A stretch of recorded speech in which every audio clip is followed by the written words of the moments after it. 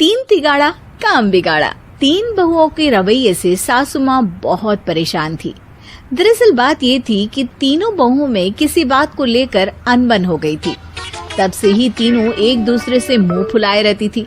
ना कोई सीधे मुंह किसी से बात करती, ना किसी का कहना मानती। पड़ोसी भी इस बात को जानते थे और जाने कैसे कैसे बातें भी करते। इसीलिए सासू माँ ने तीनों बहुओं को तुरंत अपने कमरे में बुलाया। मैं कई दिनों से देख रही हूँ, तुम तीनों अलग अलग सारे काम कर रही हो। ये सब नहीं चलेगा, तीनों को मिलकर ही काम करना पड़ेगा। सास की बात सुनकर एकदम से बड़ी बहू बोल उठती है।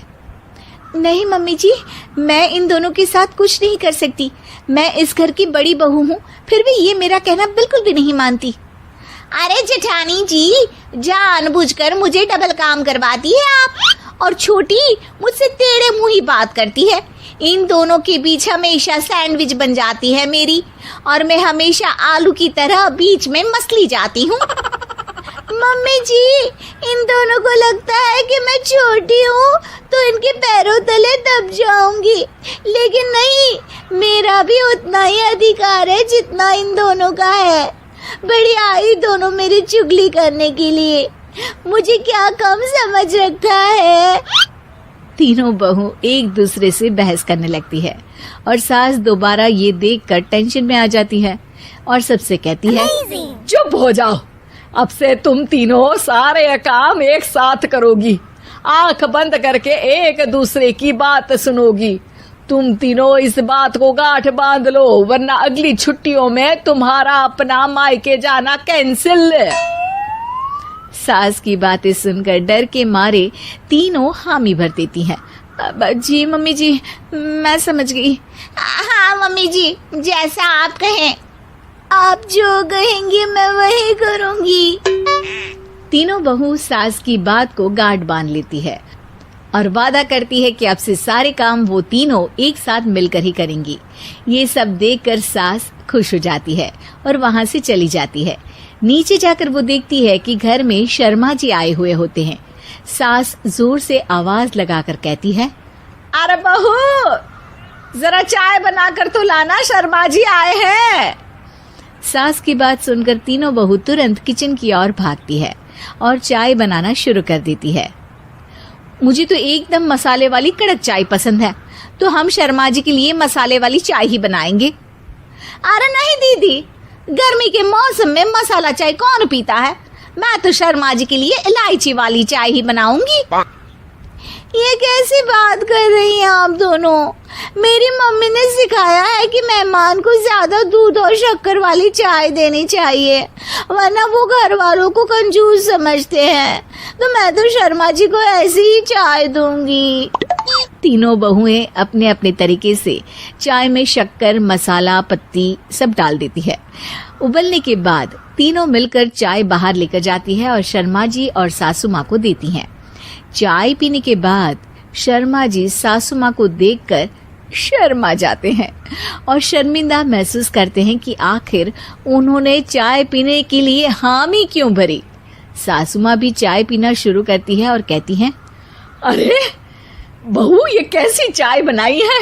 चाय है या मीठे दूध की बासुंदी? हाँ, चाय अच्छी नहीं लगी क्या? कोई बात नहीं, हम पराठा बनाकर लाते हैं। चलो चलो अंदर। हाँ हाँ चलो, हाँ आती हूँ मैं भी। नहीं नहीं, मेरा पेट चाय नहीं चौपट कर दिया वही काफी है, पराठे से पोपट नहीं करवाना, मैं तो चलता हूँ। शर्मा जी चुपचाप पतली गली से निकल जाते हैं। अगले दिन सास बहुओं से कहती है, अरे बहू, जाओ जाके ऊपर के गेस्ट हाउस की सफाई कर दो। कल हमारे यहाँ मेरे दूर के रिश्तेदार आने वाले हैं, तो पूरे कमरे को चमका देना, समझी?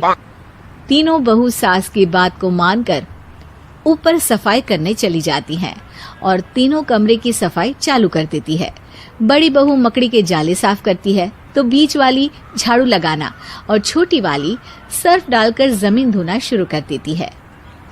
अरे दीदी, जेठानी जी, अभी मैंने पूरी फर्श धोई और आप फिर से धूल नीचे गिरा रही हैं।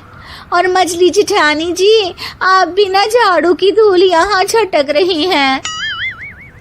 अरे तीनों को साफ करना है, एक साथ सफाई करते हैं ना। अरे वही तो, हम साथ साथ हैं, घर साफ साफ है।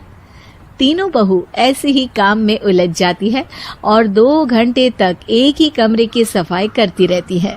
बहुत देर से अपनी बहुओं को ना देखने के कारण सास ऊपर कमरे में उन्हें देखने जाती है, लेकिन कमरे में घुसती ही वो गीली फर्श पर फिसलने के कारण नीचे गिर जाती है।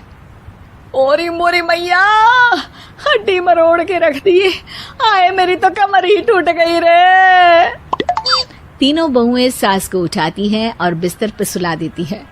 अरे मेरे हाथ पैर दर्द कर रहे हैं, दबा दो, आराम मिलेगा। हाँ जी माँ जी। अरे जी माँ जी माँ जी। और तीनों बहुएं एक साथ सास के हाथ को दबाना शुरू कर देती हैं। माँ की तो चीख ही निकल जाती है और नतीजा ये होता है कि सास के बचे हुए शरीर में भी दर्द उठ जाता है। हाय राम, ये क्या कर दिया तुम तीनों ने।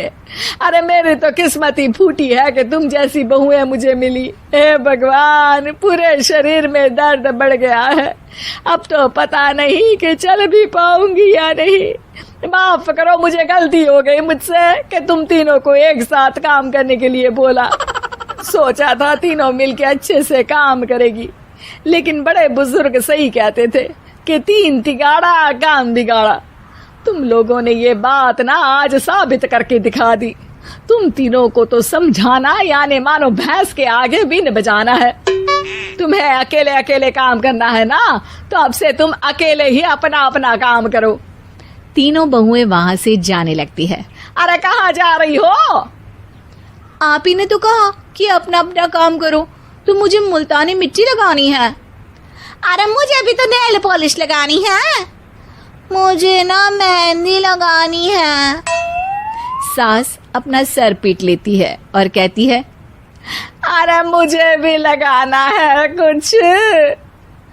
क्या माँ जी? क्या माँ जी? क्या माँ जी? तुम्हारे घर वालों को फोन। तुम